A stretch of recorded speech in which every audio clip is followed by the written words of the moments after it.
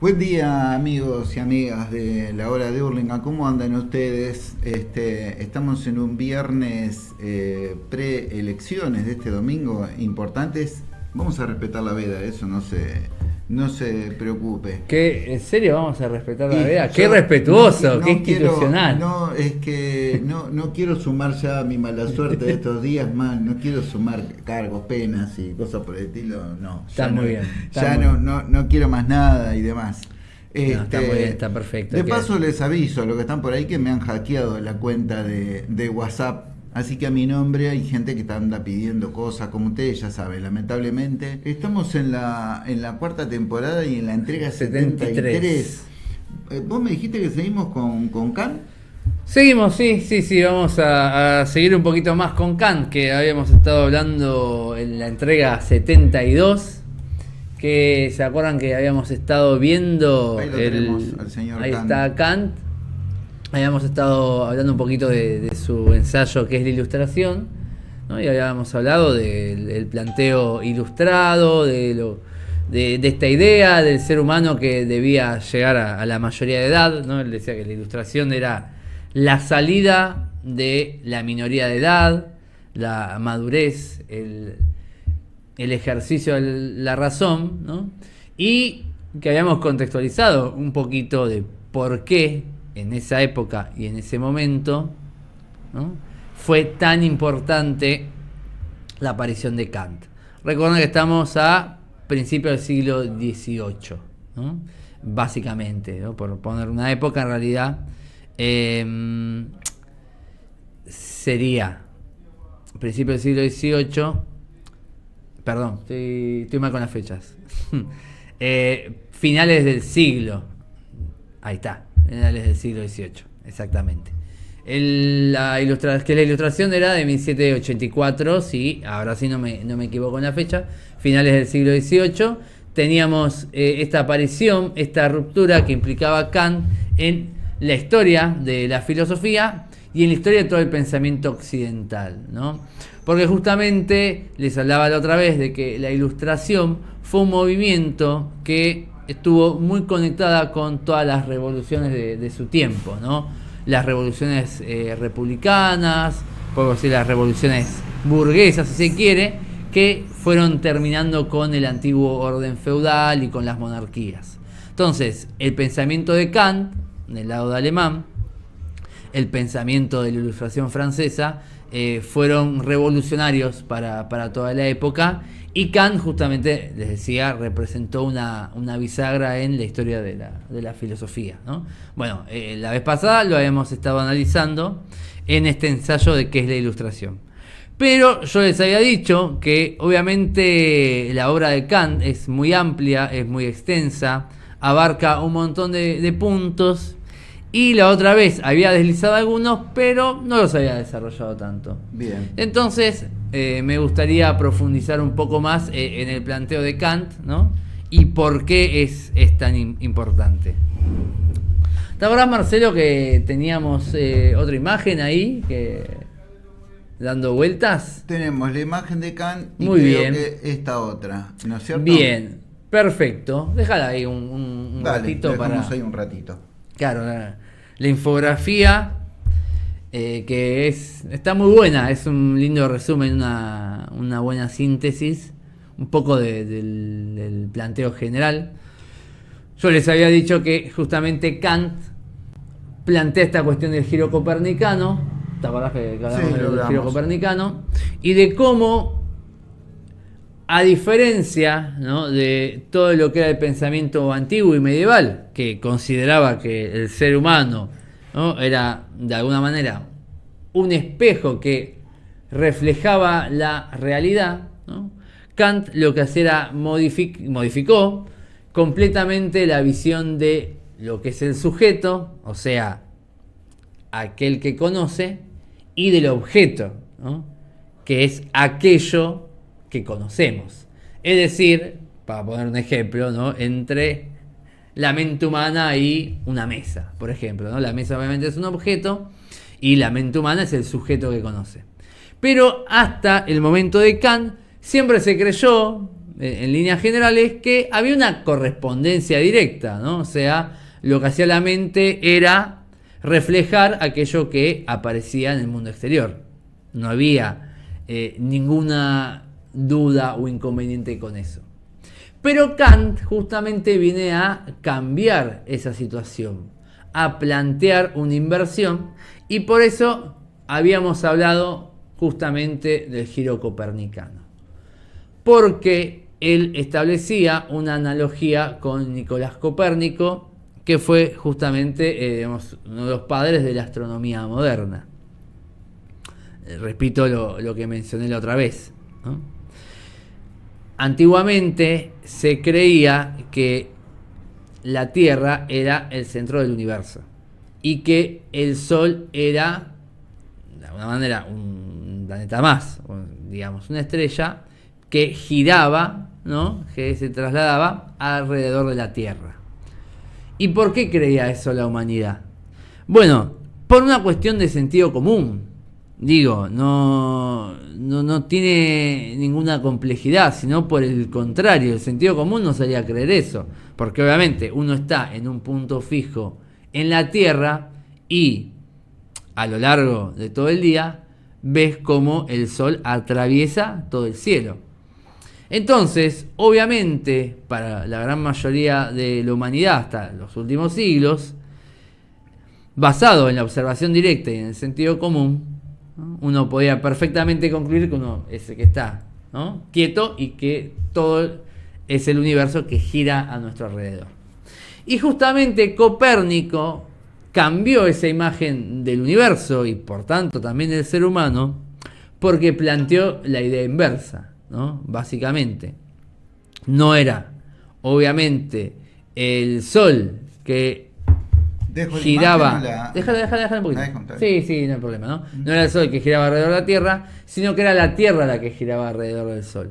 Y él pudo lograr hacer ese descubrimiento y comenzar a esbozar la teoría heliocentrista gracias a la invención de un objeto que fue el telescopio, que le permitió tener una observación mucho más organizada, detallada y precisa de lo que sucedía a nivel de los astros. Y además una visión objetiva, porque el telescopio ve lo que ve, digamos, no cambia, es decir, porque el tipo hable delante del telescopio, el telescopio no va a mostrar otra imagen, le va a decir al telescopio, mostrame la Tierra en lugar del Sol. Y el Sol girando y todo alrededor del tiempo, y el telescopio le dice, lamento decirte que no puedo. Las cosas son lo que son. Exactamente, por supuesto. Pero se da como esta doble revolución, digamos, claro, ¿no? Por un lado hay una cuestión tecnológica, pero por otro lado hay una cuestión de pensamiento. Ahora, qué lío eso, ¿no? Para esa época y para cualquier época en donde el ser humano de repente controla o rige su vida por cosas que le dicen, que puede estar dentro de los mitos, de las leyendas, de las cosas que de repente te la están diciendo y estás obligado a creerla con un cañón en la nuca, ponele, o con un libro de religión, de lo que sea. Exactamente, ¿no es sí. Qué lío, ¿no? Que de repente te digan, no, mirá, eso que vos estás diciendo, mirá, acá está comprobado tal cosa. Y es que es un acontecimiento revolucionario, por eso el Copérnico rompe una tradición de prácticamente 2000 años antes que él, cuando Aristóteles ya plantea las bases del modelo geocéntrico, y como durante la Edad Media la Iglesia, que era obviamente la institución que tenía concentrado el poder, ¿no?, utiliza, por supuesto, el pensamiento de Aristóteles y las teorías geocéntricas para justamente justificar, relacionándola a través de las Sagradas Escrituras, lo que es como la doctrina del pensamiento oficial de la Iglesia. Claro. Entonces, el saber, si se quiere, más científico, más filosófico, estaba directamente subordinado a lo que es el pensamiento religioso y a una cuestión de poder. Hoy en día, claro, sí, estamos más acostumbrados a cuestionar a la Iglesia, de hecho hay mucha más gente que no cree y un montón de cosas más. Pero en esa época, digo, y uno sabe por Claro. los procesos que existían,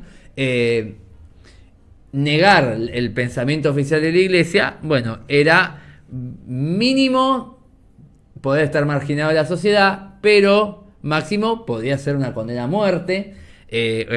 Hay muchos casos, pero por ejemplo en astronomía el más conocido era Giordano Bruno, que justamente Claro. también por adherir al pensamiento copernicano termina siendo prendido fuego en la hoguera. O el propio Galileo, que es obligado a retractarse. Fue obligado. Claro, bueno. Sí, No, no, sí. no, porque seamos Fue. justos, si no parece como si estuviéramos hablando en tiempo presente. Claro. Y la iglesia ha reconocido sus yerros, ha pedido disculpas después de 500, entonces Claro, tenemos que decir, hablar en el tiempo que exacto, fue, está muy bien. no y es tiempo presente, no es tiempo porque presente. si no, no somos justos. No, por supuesto. Por supuesto. Mm.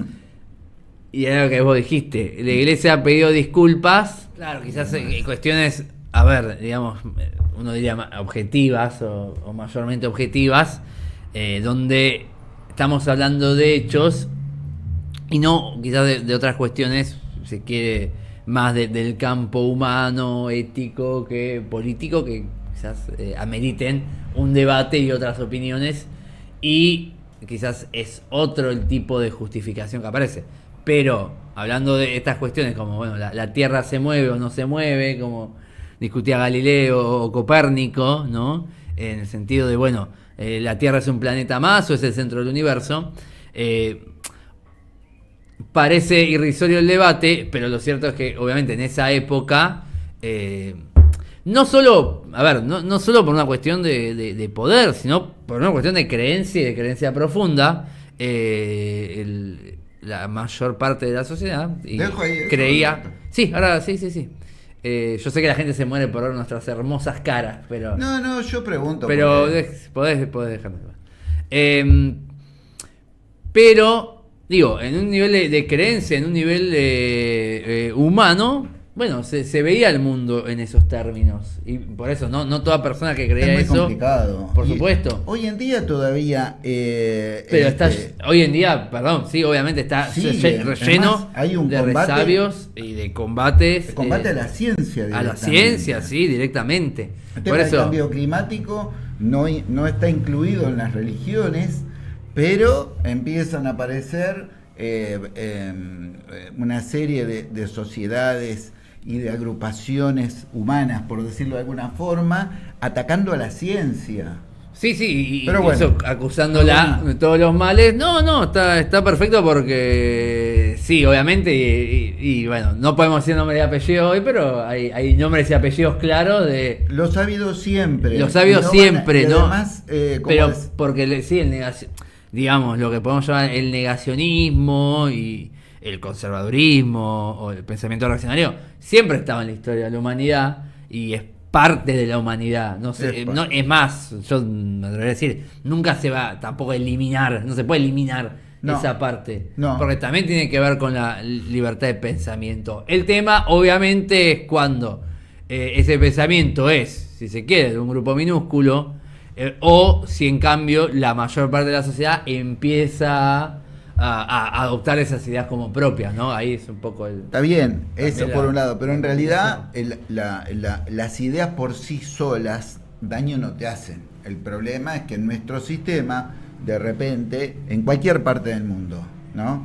Porque el problema es cuando esas ideas se miden en un acto electoral, en cualquier parte del mundo. Ya lo hemos visto en Francia, lo hemos visto en España, vemos agrupaciones de ese tipo en Alemania, las tenemos acá, están en Uruguay, lo vimos en Brasil hasta hace muy poco. El problema es cuando las personas que tienen esas ideas logran hacerse con la administración pública. Entonces, porque que te digan Claro, todo tipo de ideas extremas, así en el aire no pasa nada. El problema es cuando esas personas tienen el poder de cambiar cosas y que pueden afectar tu vida, entonces ahí Ahí sí, cambia, eso puede- claro. ahí ya es otra historia. Porque para llegar a eso también tenés que generar un consenso, por lo menos en una gran parte de la sociedad, que adopte esas ideas. Por eso, a eso me refería, ¿no? Cuando digo, siempre va a existir esa parte del pensamiento porque tiene que ver con la libertad de pensamiento humana. El tema es cuando las ideas justamente, bueno, cómo se llevan a la realidad y qué implican y cuántos y quiénes las llevan. Digo, así como hablamos de cambio climático y vos decías lo de entre comillas, ¿no? El descubrimiento de América.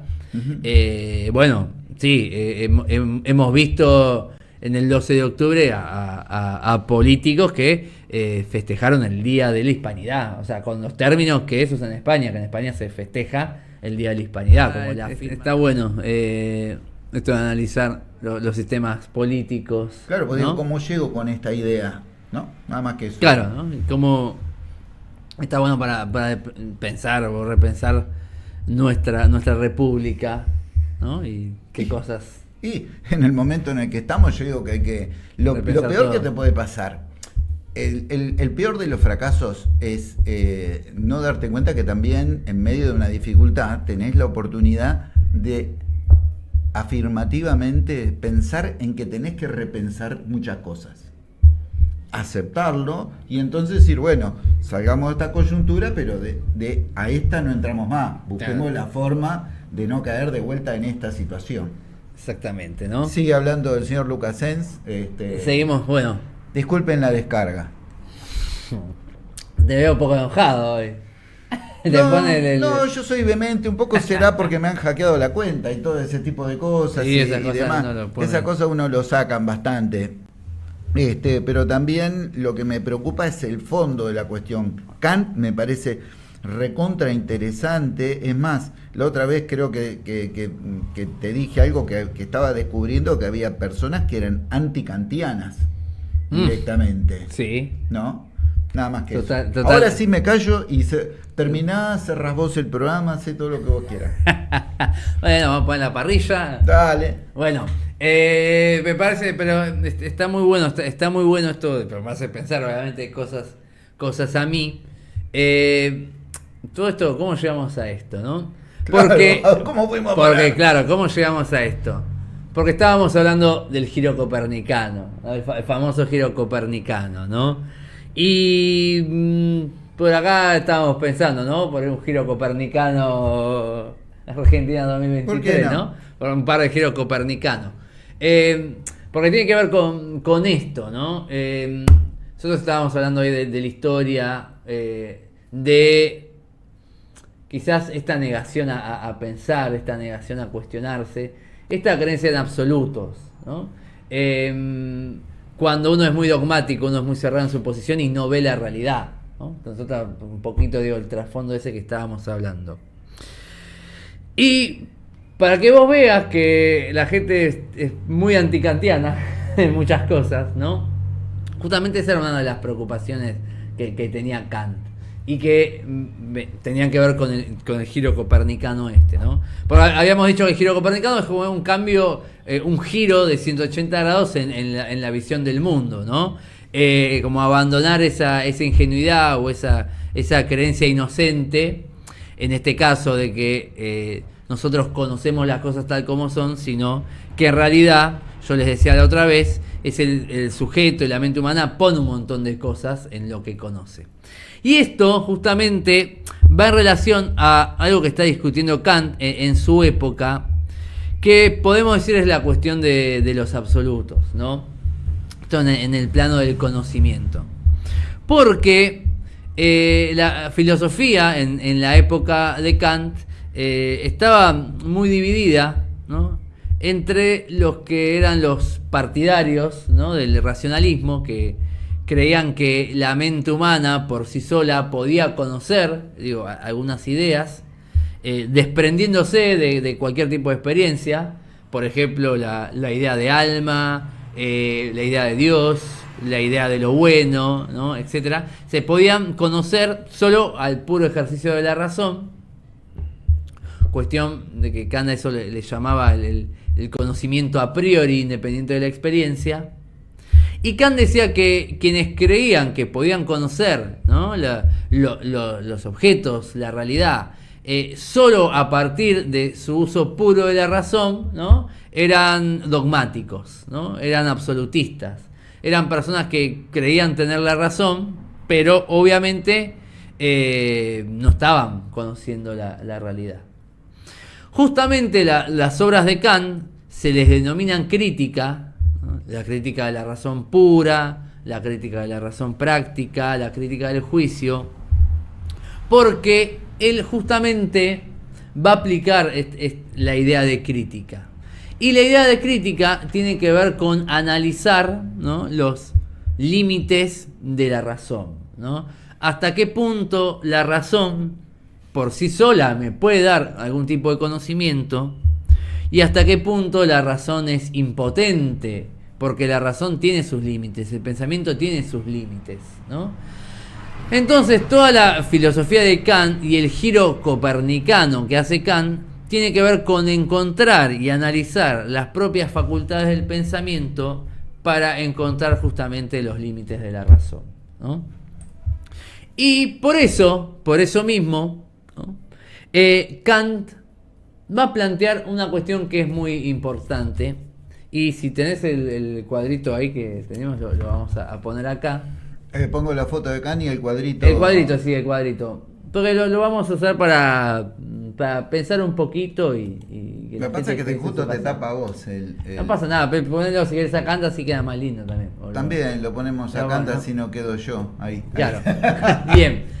Ahí abajo, si usted ve el cuadrito, yo lo estoy viendo en pequeño, entonces no se nota tanto, pero usted en su casa, en su celular, en su computadora lo va a encontrar. Hay dos palabritas ahí que dicen fenómeno y noúmeno, ¿no? Y son dos palabritas muy importantes en la historia de la filosofía, porque el fenómeno tiene que ver con aquello que se nos presenta, ¿no?, y que podemos percibir a través de los sentidos y la razón.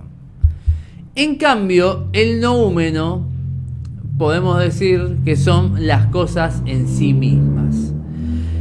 El noúmeno tiene que ver con el conocimiento absoluto.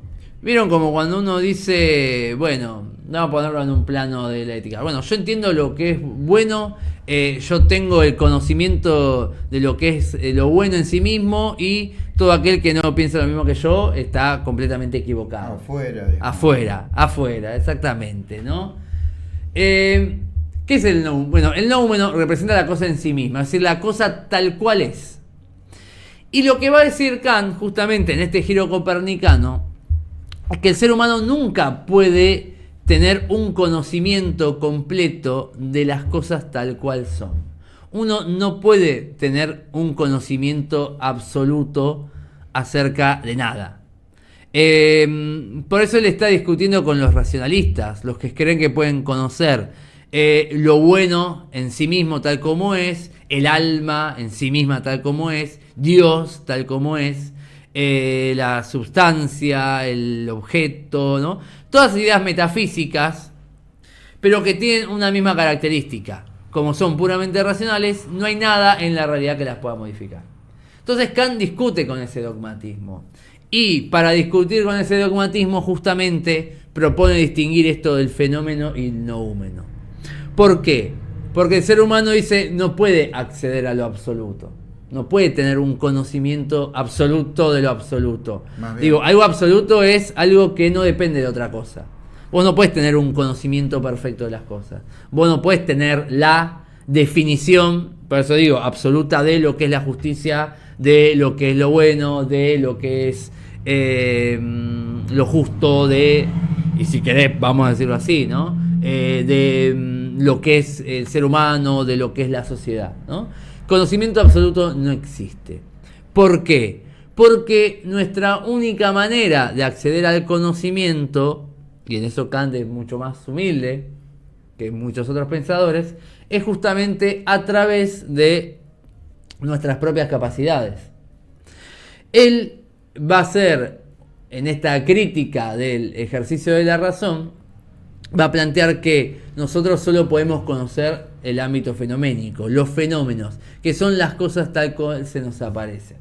El giro copernicano que justamente hace Kant es que esas cosas que se nos aparecen de cierta manera porque, yo decía, es la razón la que le imprime esa forma a las cosas. Entonces Kant, obviamente, estamos pensando en el siglo XVIII, ¿no? En pleno auge de la física y la mecánica de Newton. Obviamente, pensemos Kant en su contexto, porque lógicamente la realidad fue avanzando también en otros lados, pero entendamos el planteo filosófico, porque eso es lo que quiero que nos quedemos con eso para pensarlo un poquito, ¿no? Él decía que, por ejemplo, observamos las cosas, los objetos, ocupando un determinado espacio, no porque el espacio sea algo absoluto que existe fuera de nosotros mismos, sino porque nuestra mente organiza las cosas de modo espacial. Y él está pensando en el espacio de Newton, ¿no? Acá no está Einstein, no está la relatividad, ¿no? Todas esas cosas obviamente cuestionarían a Kant, pero por eso digo, pensemos en el contexto. En el momento. En el momento, claro. De todas maneras hay muchos neocantianos también y uno vuelve Kant por muchas maneras diferentes, pero me refiero a cómo el planteo lo lleva directamente al plano de la metafísica, de la física, ¿no? Entonces no es que yo vea el monitor en ese lugar, ocupando ese espacio, porque el espacio es algo que está fuera de mí y yo lo estoy ocupando. No. Él dice que yo percibo las cosas en el espacio porque es la forma en que tiene mi razón justamente de traducir esos materiales, esos contenidos, esas sensaciones que recibe en una forma espacial. Y lo mismo con el tiempo. Para Kant el tiempo no existe por fuera de la mente humana. No es que el tiempo está allá y va a mi mente y lo conoce. No. Yo percibo las cosas en un tiempo, en una duración, en un antes, en un presente y en un después, porque es mi propia mente, mi propia razón, la que justamente necesita organizar su experiencia y entonces empieza a, imponer intervalos temporales. Yo percibo que hay un antes porque mi razón imprime eso. Yo percibo que hay un presente porque mi razón constituye eso. Yo percibo que hay un futuro porque mi razón lo constituye. Pero que sí, si no estuviera mi razón, mi pensamiento, la naturaleza sería, por decirlo así, algo compacto, ¿no? El antes y el durante y el después es una medida que ponemos nosotros. ¿Qué pasa? Y del mismo modo, también, con otros atributos, constituye otras cuestiones. Por ejemplo, la propia categoría de objeto. Yo percibo algo como un objeto, ¿por qué? Porque mi mente lo moldea, no de forma absoluta, recibe algo de la experiencia, pero le termina dando una forma. Yo percibo causas y efectos que hay, ¿no? Que cada cosa tiene un porqué y una razón que ocasiona otra cosa. ¿Saco eso o dejo? Déjame un poquito más. Sí. Porque la razón lo constituye. Él va a hablar de una palabra que es el sujeto trascendental. Es decir, es el sujeto el que constituye el objeto conocido justamente por sus propias categorías. ¿Y qué logra él? Bueno, con la crítica, plantea que justamente yo no puedo tener un conocimiento absoluto de las cosas en sí mismas, sino que lo único que puedo conocer es lo que recibo, ¿no?, de ese noúmeno que me está quedando un poco lejos, más lo que yo le pongo a las cosas. Pero que no existe de ninguna manera un conocimiento 100% absoluto. Sí. Ahora sí lo puedes sacar, ¿no? Ahora sí lo sacamos, gracias Cuadrito. Gracias Cuadrito, gracias Kant. Gracias Kant. Y entonces, con todo esto que me dijiste, porque acá viste que somos como jugadores de fútbol, ¿viste? Uno recibe la pelota, claro, y encara. Hacemos paredes. Tiramos una pared, vemos un espacio reducido, nos metemos por ahí, metemos una gambeta y dinámica de lo impensado hacemos, ¿no? Sí. Como Valdano dijo esa definición. No me acuerdo. El fútbol es la dinámica de lo impensado. Bueno, creo que era Valdano porque era muy poético, ¿no? Entonces, con estas cosas que dijimos, uno de los grandes valores del pensamiento de Kant es justamente, más allá de lo que él piense del espacio, del tiempo, de las cosas, ¿no? Es este ejercicio de la crítica. Por eso sus obras, de hecho, se llaman La crítica de, porque él quiere analizar los límites de la razón. Y en eso de analizar los límites de la razón, justamente intenta ser, en este desarrollo del pensamiento ilustrado, un enemigo acérrimo de el pensamiento de los absolutos, ¿no? Del pensamiento de los dogmatismos, de creer, por decirlo así, que la realidad es completamente blanca o completamente negra. Él intenta hacer otra cosa. Porque ¿qué pasa? Justamente con los absolutos él ve que existe un riesgo, un gran riesgo, ¿no? Cuando uno piensa que todo es de una sola manera posible, ¿no? Cuando uno cree que tiene el monopolio del saber y del poder y del conocimiento y cree que su única verdad es la razón y es la realidad, justamente termina cayendo en el autoritarismo, termina cayendo en la tiranía, ¿no? Digo, no en vano otra vez, obedece al contexto, el contexto de la fundación de las repúblicas, porque justamente se está peleando con estas ideas monárquicas, tiránicas, del déspota que tiene la razón en todo. Kant, por el contrario, está diciendo, no, tenemos que ser críticos, tenemos que analizar el pensamiento humano, entender nuestros límites, entender también, agrego yo en esos límites que no estamos solos. Yo no soy el dueño de la verdad. Sí, más bien. ¿No? Que nadie es el dueño de la verdad. Que tenés que escuchar a más gente. Tenés que escuchar a más gente, tenés que abrir la mente, tenés que cuestionarte, no tenés que ser un fanático, ¿no? Están luchando contra el fanatismo. Kant está luchando contra el fanatismo religioso, está luchando también contra el fanatismo político, ¿no? No tenés que ser un fanático, tenés que ser una persona que ejerce la crítica. No tenés que ser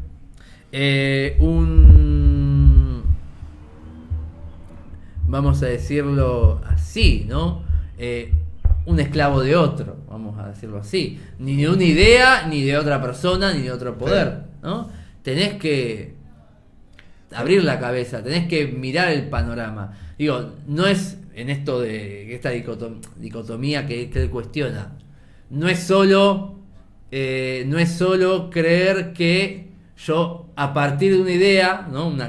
Ser un idealista, yo tengo una idea y la tengo que imponer como sea, es lo correcto. Ni tampoco tengo que ser alguien que solo, ¿no? Bueno, las cosas son así y entonces yo no le puedo agregar ninguna idea. No, sino que lo que está haciendo Kant, lo que busca hacer Kant es justamente ejercer un pensamiento crítico que transforme la realidad, pero sin olvidarse la realidad también. Y sin caer justamente en estos vicios que, por ejemplo, por poner algo en el contexto de Kant, termina representando parte de la Revolución Francesa, ¿no? Y el terror en la Revolución Francesa, donde está el pensamiento absolutista y el que no, guillotina. Entonces, como a modo de cierre, y para cerrar un poquito esta idea de Kant, justamente me parece que está bueno pensar en el ejercicio de la crítica. ¿No, Marcelo? Sí, totalmente. Es algo que se necesita siempre. En tanto que haya humanos en algún lado, en alguna colonia, dentro de miles o millones de años, el que no piensa pierde. Eso es así. El que no piensa pierde, el que no acepta que hay otras personas, que las tiene que escuchar.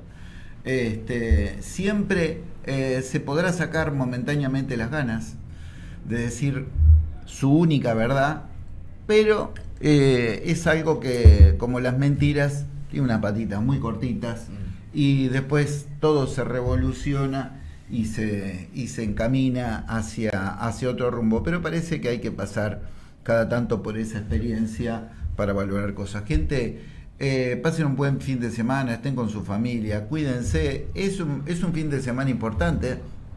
El domingo se vota. Una sola palabra. Cuando vos estás en el cuarto oscuro y estás solo, en realidad lo que vos físicamente ves son papeletas de colores. Ves papeletas de... Se reveló En realidad lo que ves son papeletas de colores, pero vos estás enfrente de la República. Vos estás solo en el cuarto oscuro. Estás enfrente de la República. Y tenés ese minuto donde la República imaginariamente se te presenta, ella, y te dice, ¿qué vas a hacer conmigo? No, pero los otros, la fila no me importa. Vos estás en este momento conmigo. ¿Vos qué harías conmigo? Y ella no te va a es tan generosa que no te va a decir, no te va a hablar de las opciones. Porque para que sea una resolución tiene que nacer de vos. Seguramente. Y vos sos el que va a tomar una resolución. ¿Qué vas a hacer vos con la República? Estás vos solo, no hay nadie más. Los que vengan atrás van a poner, igual que vos, un voto, nada más. Y la República imaginaria te dice, ¿vos qué vas a hacer conmigo? Y te pregunta serio, como si fuera una madre, que en realidad es la madre de todos nosotros, es donde vivimos. Y luego vos tenés que tomar tu decisión. Obviamente yo no te voy a decir absolutamente nada más que eso, no tengo ninguna intención, porque en este espacio, ¿qué te hemos dicho? No queremos que pienses como nosotros, simplemente queremos que seas un poco kantiano y que pienses. Ese rato que uno está a solas con su razón, ¿no? Como justamente su momento de silencio, su momento para pensar, bueno, que haga el ejercicio de la crítica, ¿no? Y que no se deje llevar por fanatismo, sino que piense en la República. Y que se haga cargo de su responsabilidad, porque la crítica queda fuera. Tu forma de pensar sobre todo lo que están acá, no. La pregunta es, ¿qué vas a hacer vos con la República? Con todo eso, exactamente. Vos tenés que decir, sacá a todos los personajes, todas las papeletas, y te preguntan a vos qué vas a hacer. Ese es el punto. Hay que hacerse cargo individualmente de lo que es la conformación del presente y del futuro de esta casa común. Y una cosita más, y Dale. esto es Kant, pero bueno, como decía el imperativo categórico, digo, obra de acuerdo a que quieras que tu máxima se convierta en ley universal. O sea, que cuando actuamos, no actuamos por nosotros solos, sino actuamos por toda la humanidad. Más peso y más responsabilidad, pero también más posibilidades que esas, no existen. Así que pensemos que no estamos solos también, sino que estamos con todos juntos frente a la República. Nos vemos. Chao, muchas gracias. La musiquita.